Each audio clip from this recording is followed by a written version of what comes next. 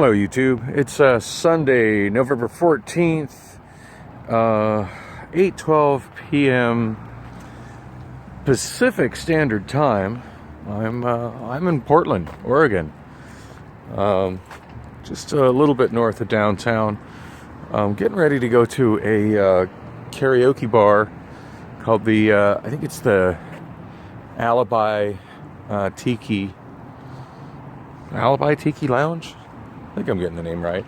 I just popped in there and I was going to, karaoke doesn't start until 9, and my plan was to just kind of have a seat at the bar and post up near where the karaoke is, so I'd kind of be close to the stage, or wherever the KJ was set up.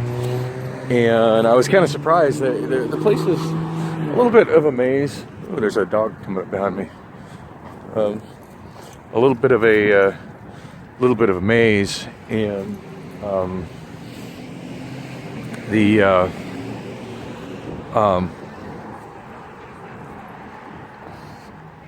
you call it? The back area is where the karaoke is, and I was thoroughly surprised that when I got there,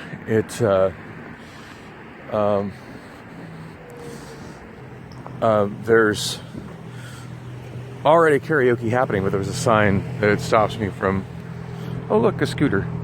There's a sign that stops me from getting into that area, saying it's a private party. And there's people in there singing, but obviously that area is being reserved by some people for a private party. And I went back out and I asked the door guy, what was up with that, and he said, oh yeah, that won't be opening up until 9. Sorry, I meant to tell you that. So anyway, FYI, I'm shooting video on my Samsung Galaxy Note 5. I just noticed the last time I shot video at night, it was a lot easier to see the footage that I shot on it than the footage that I typically shoot on my iPhone 6s Plus. So yeah, I figured I got space on both, but I figured I'd try shoot on this one again, so y'all get to see a little bit more of Portland at night. So I know very little about Portland, so I don't really know honestly where I am or what's cool in this area. There's a light rail running on this street where the bar is. That's kind of a neat light. So here comes the train.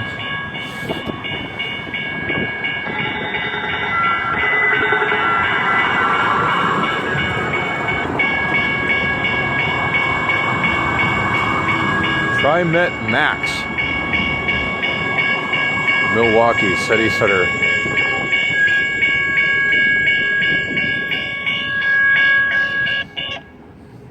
I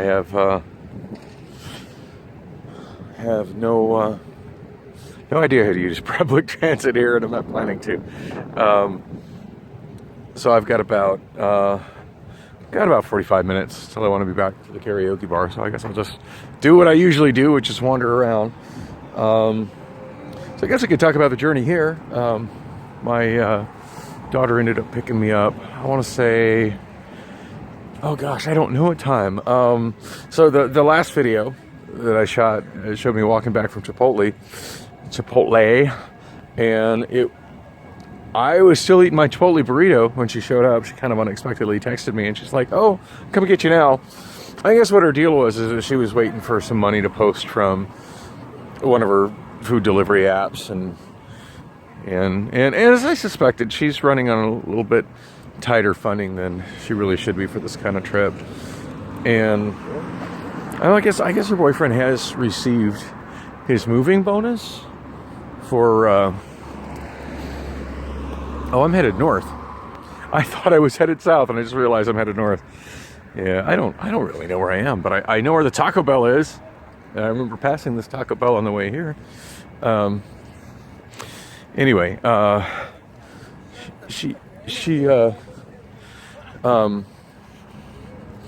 Yeah, he's got that money. Obviously, he's not trying to pass it all to her, and she has no real plans, honestly, for right now. It looks like her idea is to check out some of the different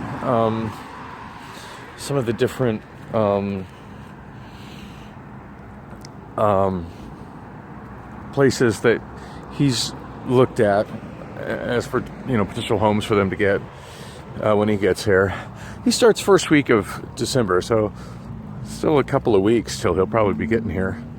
So I don't know. I think she's just planning on having a couple of weeks of living in her car and exploring Portland, which she's pretty excited about it. I think she's just glad to be the hell out of Phoenix. And I'm not going to lie, I'm kind of glad to be the hell out of Phoenix, even though it is chilly out here and I'm on foot. I have no idea where the hell I'm going. But hey, look, there's a budget motel. Boop. Well, that's some horrible video footage. And you can't even make out the sign in the video. It's overly bright. But boy, those bells from that light rail train are loud.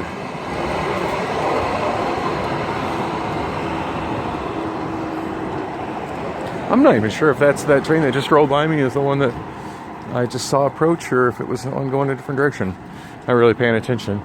In my head, I thought I was going south, actually going north. Dang, I have to mind to just double back to Taco Bell. At least that's something familiar, and it's something that's well within my obscenely tight budget right now. So excited to be here.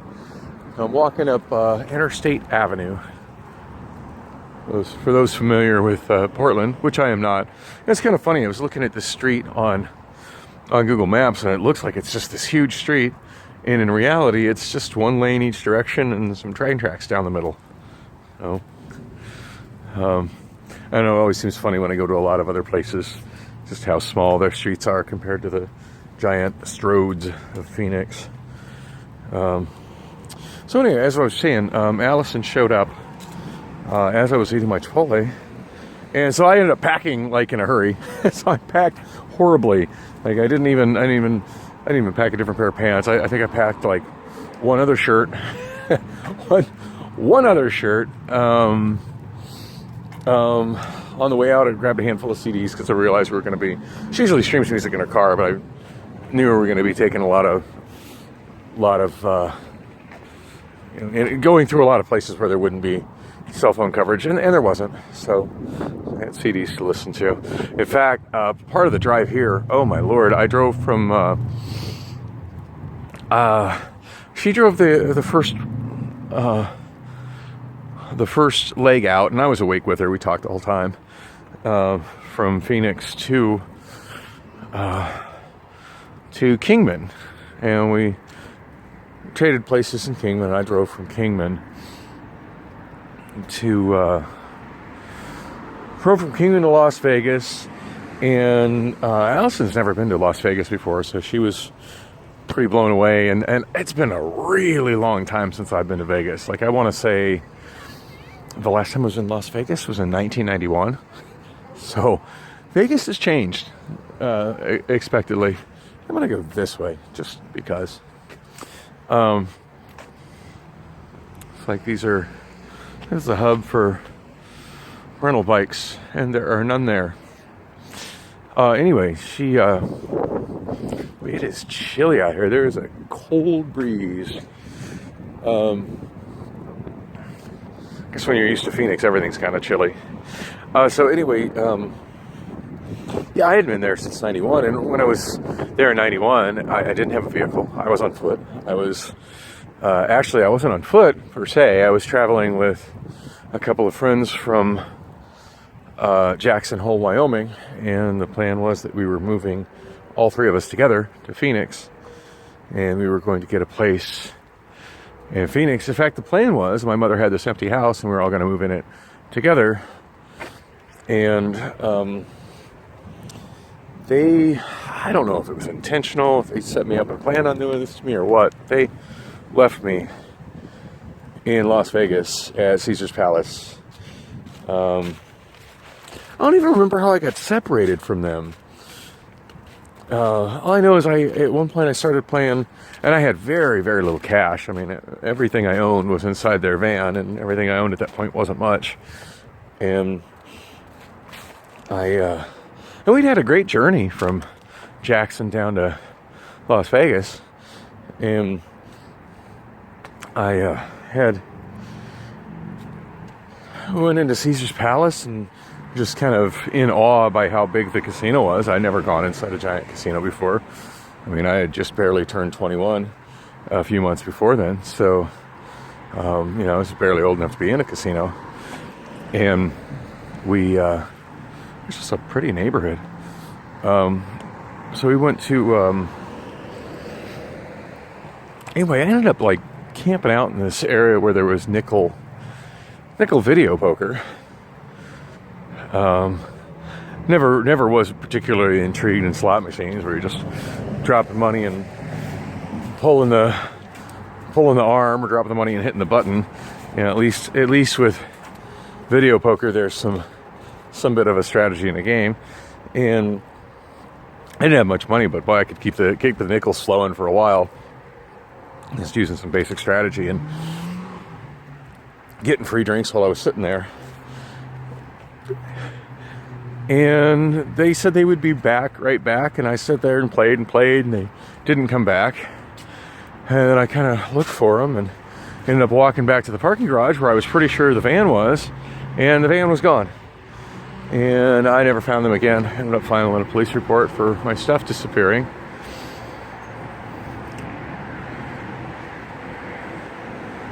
Ended up filing a police report for my stuff disappearing, and and of course, nothing ever came of that.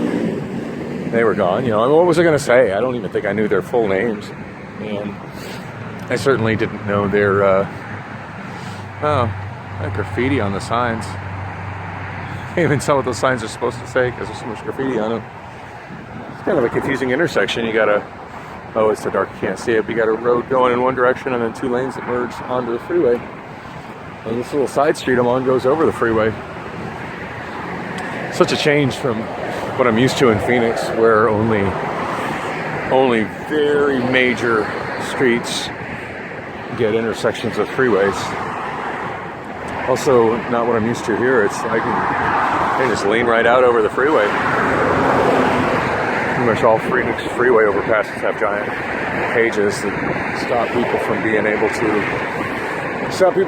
to jump down on the freeway or do this kind of graffiti. But obviously things are different here in Portland. So I'm looking down on the I-5, facing southbound right now. Wow, so much graffiti on the signs. Like, I think that at one point in time said I-5 North, but it's just so graffitied up you can't hardly read it. As is the stop sign. I don't know whether to think I'm in a really bad neighborhood or this is just Portland. That's what people do in Portland. Pretty wild how there's looks like two lanes coming off the freeway for this side street to a stop sign, and then a one-way side street headed northbound. Interesting. I always find it interesting when I go to other cities just how different the street layouts are. Because, as I said, to me, everything that is Phoenix is normal, and everything that's not is different. Wow, it smells like weed through here. I like what they're doing with their lights there. That's pretty neat. That's really festive. Really festive and kind of creepy. Speed limit 20. Wow, a speed limit that low is something that's really odd to me. Especially for a street that is a little two-lane street that is somehow major enough to have a freeway exit. I'm going to just go south on this random side street. I'm 1 block past the freeway. Super pretty neighborhood. Old houses. I would imagine this area is all gentrified to hell, in spite of the graffiti on the signs. I'm probably surrounded by hipsters. Anyway, so yeah, I hadn't been to Vegas since that whole disaster. Yeah, I never did find those guys. I only knew their first names, and of course didn't know what kind of van they had or license plates or anything. So when I made the police report, I just sounded like a young and dumb and had no information. And the police didn't know in certain terms are like, yeah, well, we don't really have anything go on, so good luck with your stuff. And I did what everyone who's young and has zero planning, maybe not everyone, but what a lot of people who are young and do things poorly thought out do. I called my mom, and I was already headed her way anyway, since I had managed to screw up my job at KLZY in KLZY in Jackson Hole, Wyoming. So I managed to screw up that job, and I had there's a dog, big old dog. Yeah, so I managed to screw up that job, and I didn't have I didn't have what do you call it? I had employee housing, so not only was I without a job, I was without a home. So didn't have a lot of options. I had friends that were wanting to relocate to Phoenix, and I didn't know those guys very well, and I honestly don't remember much about their situation. And back when I was that young, I had a bad habit of just kind of connecting with whoever wanted to hang out with me, and not really thinking through, what their motives were, or whether or not these people were, good influences, or people that were going to be, cause me to get into trouble. And that got me into trouble a lot when I was younger. Anyway, that was the plan. My mom was like, well, I got this house, and I guess she had bought the house in hopes that one of my sisters, who was an adult at that time, a young adult, would want to live there, and she didn't want to live there, and she had tried to rent it out, and I guess that hadn't worked out well for her, and so she figured she'd give me a shot at it. For as much as I was not didn't make the best decisions in life at that point, I at least always hustled and always managed to get myself another radio gig. It seemed like no matter where I went, I really had a lot of passion for radio back then, and had a lot of. I felt like I was pretty talented. I always seemed to get as quick as I would lose radio gigs, and I did lose them pretty quick.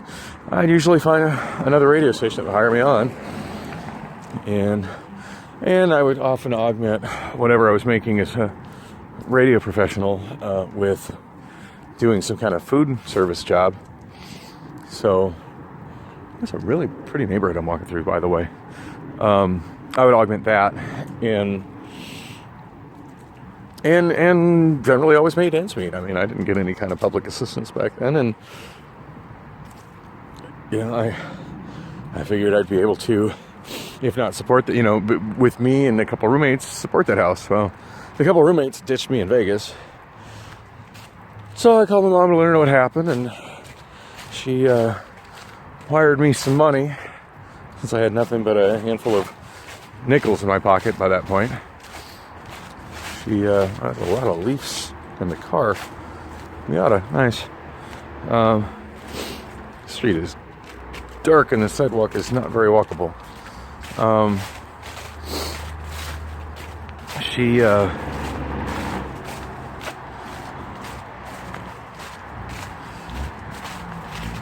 This neighborhood is pretty dark, and I just ran out of sidewalk. Wow, that looks like a kind of a shelter made out of stuff that a homeless person is living in. And that is a lot more elaborate than any of the little shelters that I see around Phoenix. Just kind of living on the freeway easement there. All right. It's the first time I've seen that in person. And I'm not sure where I'm at. I kind of see the street sign here. Michigan. Going southbound on Michigan. Anyway, so yeah, she sent me some cash so I'd be able to eat. And she purchased a plane ticket for me to fly from Vegas to Phoenix. Sent a little bit of money that way I could eat while I was in Vegas and be able to get a cab or some kind of transportation to. These are really nice townhouses here. Interesting compared to this area I'm in has been mostly 100-year-old houses. So it's kind of neat to see some infill development. I can only imagine what those cost. Anyway, so I had enough to eat that night and took a cab to the airport and flew to Phoenix the next day and started my life all over again with nothing but the clothes on my back. That was kind of rough. The street crosses the freeway. Let's see where this goes. This is so different than what I'm used to in Phoenix, where there are streets that cross the freeway so close to other streets across the freeway. Kind of trippy driving down the freeway, just seeing so many bridges crossing the freeway. And that's one thing a lot of people that are anti-freeway complain about with freeways is like, ooh, they decimate neighborhoods and separate neighborhoods. And Phoenix freeways very much separate neighborhoods. That's definitely the exit Allison and I took off of Interstate 5 to get to Freeway Drive. It's funny, she's like, well, do I turn right or left? And I'm like, you just follow the exit. I'm sure she was expecting it to be like a typical Phoenix exit where you come up and there's a stoplight and you turn right or left. But as you see, that is not that kind of an exit. It curves out and goes onto a different street. And so I guess that kind of begs the question, where the hell is my daughter? So she dropped me off at the karaoke bar.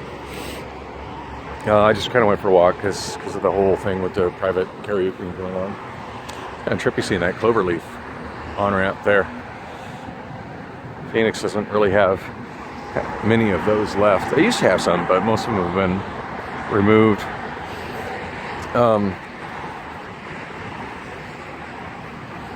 I don't know, the way Phoenix is and how few and far between roads are that cross the freeway.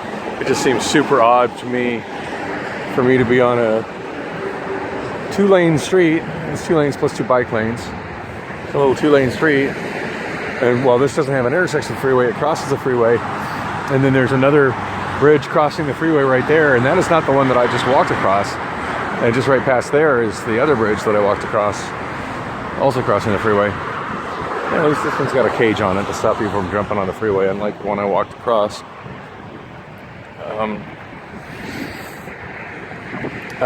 Anyway, so back to Allison and my journey. Oh, well, I was explaining what she's doing.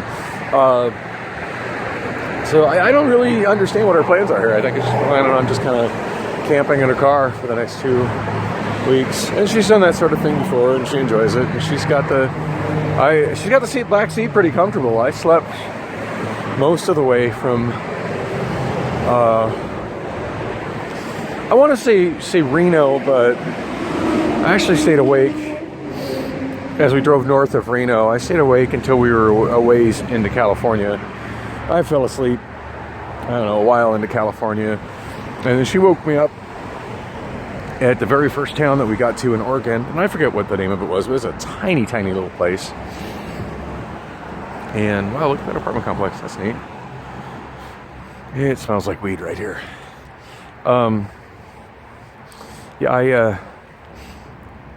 The hell is going on here? A hole in the sidewalk. And another hole in the sidewalk. She woke me up there, and then I was kind of awake and paying attention with her. Let's see where I'm at. I'm crossing Montana Avenue, so it's another street named after a state, and I'm walking on Skidmore, heading westbound. And these look like they're brand new townhouses. Now leasing. Maybe even apartments. A new pack and stack development, mixed use. With they're attempting to have retail on the bottom floor and residential at the top. And these, now that I'm next to them, these look to be new as well. 1 and 2 bedroom apartment homes, Eastmore and Westmore Apartments.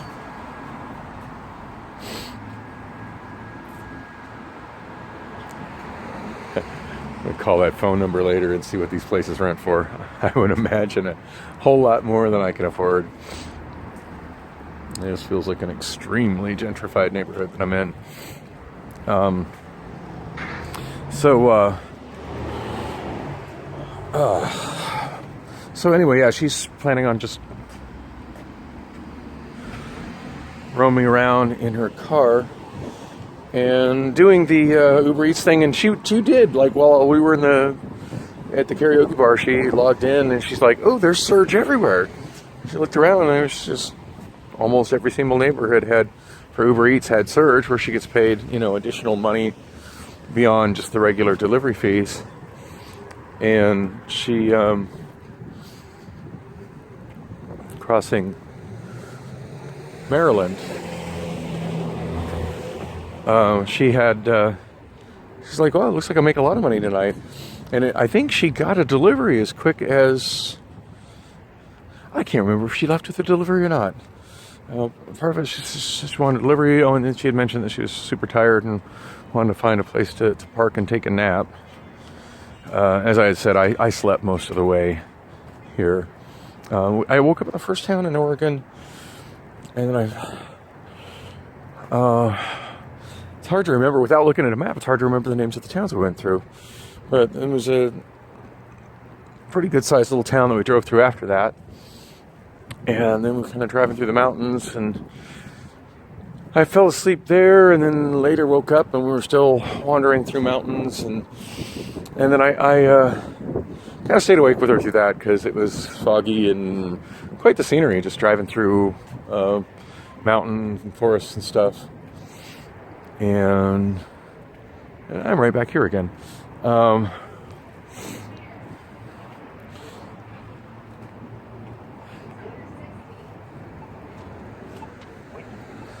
And then I think this is the light rail station that I walked.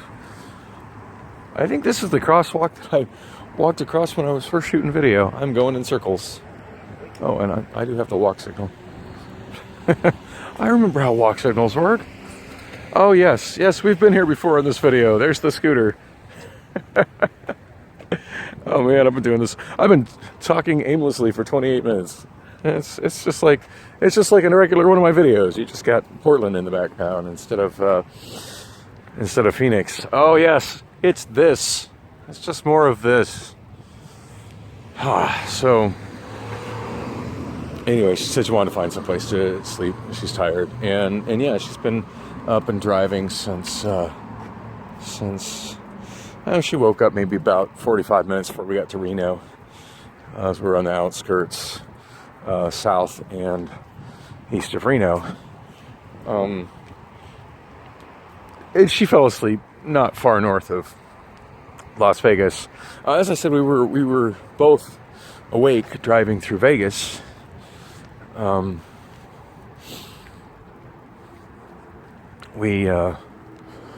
she'd never been to Vegas, so and my only experience, which I explained, was getting ripped off in Vegas and mostly hanging out in Caesar's Palace and awkwardly calling my mom to let her know that I was an idiot and managed to get myself stranded and lose everything I owned in Vegas by trusting two people that I didn't really know. And so, and I know I'd gone through Vegas sometimes with my parents before that, but I didn't really know Vegas very well. But I'm pretty intuitive when it comes to cities, and I've always had a thing for looking at maps. So we came in on the I-11, went over the Hoover Dam. Oh, that was a bit of a disappointment. So we got off the went over the I want to say new bridge. I mean, it's been there for many years, but I've never been over it before. The big bridge that goes across, you know, for the highway where the Hoover Dam used to be. And I've seen so many pictures of it, and it looks so impressive. But when you drive over it at night, you don't see anything. Just like, oh, we're on a bridge. And I even comment to her, it's like, I think that's that really, really awesome bridge. Oh, this light rail runs frequently. I wish there was some. I wish Phoenix light rail ran frequently. It runs very infrequently. Anyhow, so yeah, we got into Vegas, and so anyway, I had no problem figuring out. Oh, so yeah, which we tried to stop at. To see the Hoover Dam, because she's never seen it before, and I haven't seen it since I was a child. And we got pretty close and got to a security gate, and security people there were like, nope, it's closed, and there's no observation area. You just have to turn around and leave. It'll open in 3 hours. And it's like, yeah, in 3 hours we'll be long gone. Driving to Oregon, sorry. Oh, there's another scooter. Another spin scooter. So anyway, we had fun just driving around. Didn't really go much of anywhere. I mean, Allison's still 19, so it's not like she can go in any casinos yet. And I don't have money to be gambling, so. But yeah, we really did enjoy. We ended up on Fremont Street and drove up to the point where they've turned it all pedestrian, and then I kind of drove around the block, and we crossed it a couple times so we could see the pedestrian area. And she really wanted to get out and walk there, and I kind of regret that we didn't do it, because we maybe should have, even though we couldn't go in everywhere, because there was just a lot of people in that area, and that is not the way I remember downtown Vegas. I do recall going to downtown Vegas when I was there after I realized I was stranded, but I got the money from my mom. So I had money to take the bus, and I remember riding the bus down the strip to downtown and looking over downtown, and just kind of walking around a little bit, seeing some of the sights, such as I could in my circumstances. Anyway, so we drove around that, and I couldn't remember exactly how to get to the strip from downtown, but I pretty much found it, and took a fairly direct route. It wasn't long till I was on the edge of the strip on, Las Vegas Boulevard. And from there, we drove the full length of the strip, and she saw some kind of dispensary that got her excited. And I was like, well, yeah, we can double back to it. I just really want to drive the length of the strip. And we get to the far end of the strip, and then I turned around, and as we were driving back, she's looking up online to figure out exactly where that